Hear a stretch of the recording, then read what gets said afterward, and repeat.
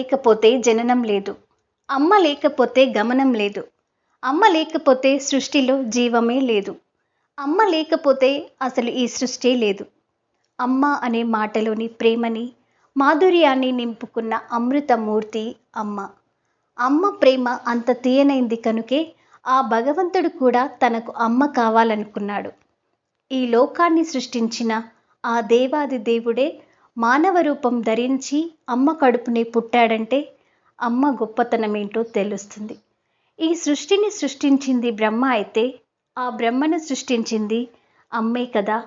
అంత గొప్పదైన అమ్మ గురించి, అమ్మ ప్రేమ గురించి ఎంత చెప్పినా తక్కువే. త్యాగం, ప్రేమ రెండింటి సమభావమే అమ్మ. ఉదయాన్నే కనులు తెరిచిన క్షణం నుంచి బంధం కోసం, బాధ్యత కోసం, కుటుంబం కోసం అందరినీ కనుపాపలా తలచి, ఆత్మీయత పంచి, అహర్నిశలు కష్టించి బిడ్డల భవిష్యత్తు గురించి ఆలోచించేదే అమ్మ.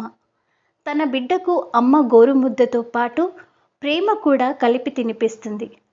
ఇష్టంగా ఆ ముద్దలు తింటుంటే ఆ బిడ్డ కడుపు నిండుతుందో లేదో కానీ ఆ తల్లి కడుపు ఆనందంతో నిండిపోతుంది. అది అమ్మ ప్రేమంటే. బిడ్డ ఏడుస్తున్నప్పుడు అమ్మ సంతోషించే క్షణం ఏదైనా ఉందంటే అది బిడ్డ పుట్టిన క్షణం మాత్రమే. ఆ తర్వాత ప్రతి క్షణం బిడ్డ మొహంలో నవ్వునే కోరుకుంటుంది అమ్మ. అమ్మ చేసే ప్రతి పని బిడ్డల ఆనందం కోసమే.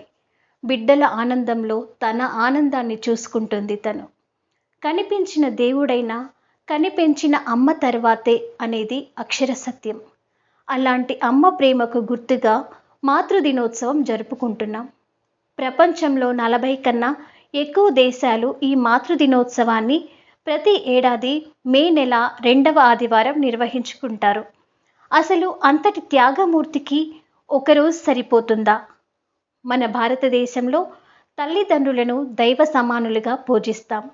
పాశ్చాత్య దేశాల్లో 16 ఏళ్లకే వేరు కుటుంబాలు పెట్టే ఆచారాలున్నాయి.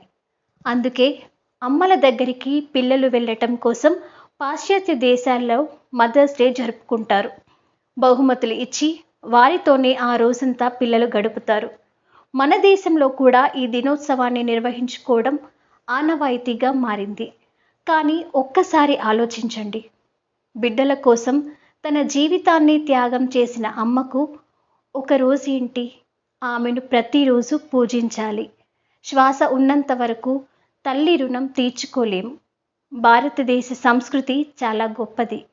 పాశ్చాత్య మాయలో పడి మన గొప్ప సంస్కృతిని యువతరం మర్చిపోతున్నారు.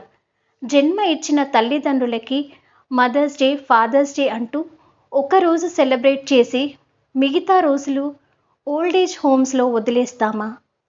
మన దేశంలో ఓల్డేజ్ హోమ్లు పెరగటానికి కారణమేంటో ఒక్కసారి ఆలోచించండి.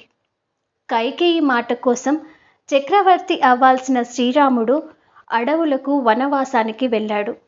వెళ్తూ వెళ్తూ అమ్మ కైకేయి ఆశీర్వాదం తీసుకున్నాడే కానీ నిర్ణయాన్ని ప్రశ్నించలేదు. తల్లిదండ్రులను కావడిపై మోస్తూ శ్రవణుడు తీర్థయాత్రలకు తీసుకెళ్లాడు. తల్లిదండ్రుల కోసం తన జీవితాన్ని సర్వస్వం దారపోసిన మహానుభావులు జన్మించిన నేల మనది. వెస్టర్న్ కంట్రీస్లో పిల్లల పెంపకం, తల్లిదండ్రుల ప్రవర్తన వేరుగా ఉంటుంది. వాళ్ళ వివాహ వ్యవస్థ సరిగా ఉండదు. పెళ్ళిళ్ళు, విడాకులు సర్వసాధారణం. అక్కడ పిల్లల యుక్త వయస్సు రాగానే తల్లిదండ్రులతో కలిసి ఉండరు కాబట్టి అందుకే ఒకరోజు mother's day, father's day, brother's day అంటూ రకరకాల డేలు జరుపుకుంటారు. కానీ మన దేశంలో అలా కాదు. ఎందుకంటే మన కుటుంబ వ్యవస్థ చాలా గొప్పది. మన దేశంలో కొడుక్కి 70 ఏళ్ళు వచ్చినా తల్లిదండ్రుల మాటకు గౌరవం ఇవ్వాల్సిందే. అంతేగాని 18 సంవత్సరాలు రాగానే నా లైఫ్ నా ఇష్టం అంటూ ఎగిరిపోరు. ఇప్పటికైనా మన దేశ సంస్కృతిని, గొప్పతనాన్ని, గౌరవాన్ని తెలుసుకోండి. తల్లిదండ్రుల ప్రేమ వెలకట్టలేనిది. అమ్మను మించిన దైవం లేదని అంటారు.